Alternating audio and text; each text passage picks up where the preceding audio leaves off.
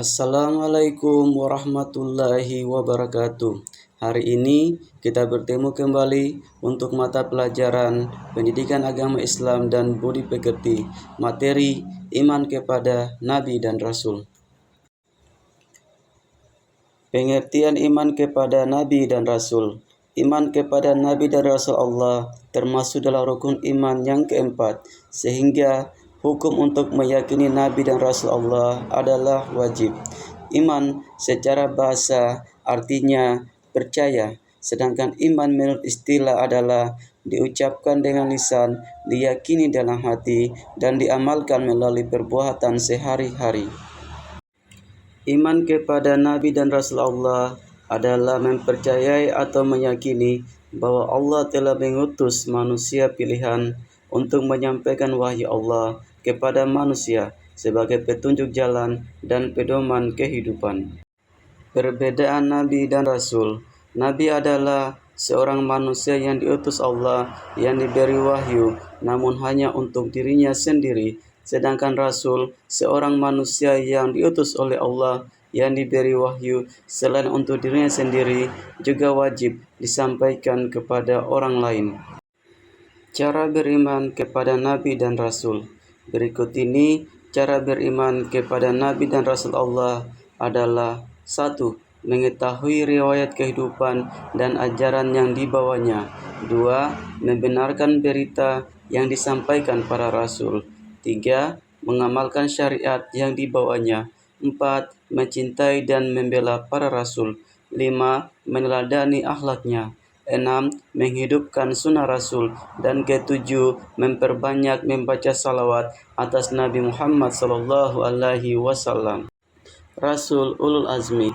Ulul Azmi adalah gelar yang diberikan kepada para rasul yang memiliki keistimewaan karena ketabahan dan kesabaran yang luar biasa dalam mensyariatkan agama.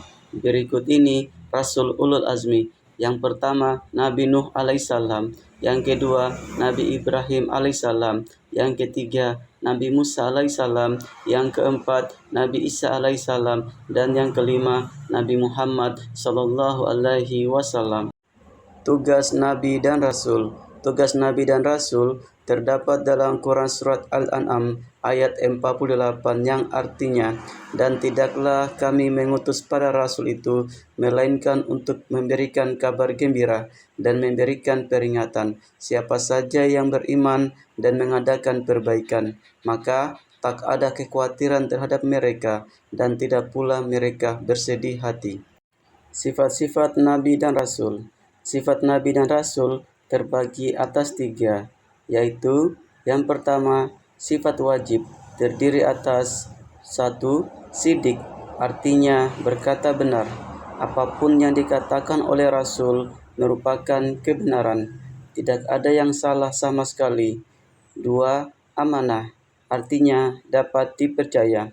Seorang Rasul sangat dapat dipercaya oleh umatnya. Para Rasul adalah manusia yang jujur dan dapat dipercaya. 3. Tabligh, artinya menyampaikan. Wahyu dari Allah disampaikan oleh para Rasul apa adanya, tidak ditambah maupun dikurangi sedikit pun. 4. Fatanah, artinya cerdas. Seorang Rasul adalah manusia pilihan Allah, cerdas, tidak pelupa, dan pikun.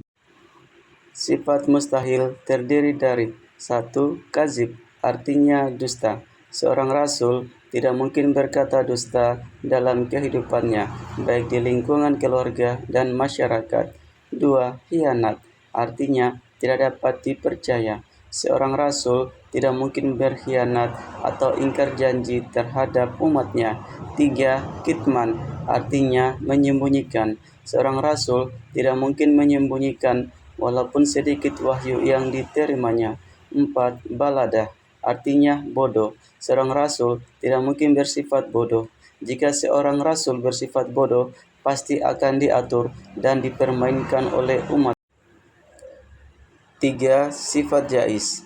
Adapun sifat jais para Rasul adalah aradul basyariyah, adalah bersifat dan berperilaku sebagaimana kebiasaan manusia pada umumnya, seperti makan, minum, haus, lapar, letih, dan lain-lain.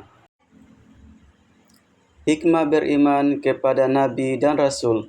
Pertama, meneladani sifat-sifat mulia para Nabi seperti bersikap adil, jujur, kesabaran, keteguhan, dan semangatnya dalam berdakwah menegakkan ajaran-ajaran Allah Subhanahu wa Ta'ala.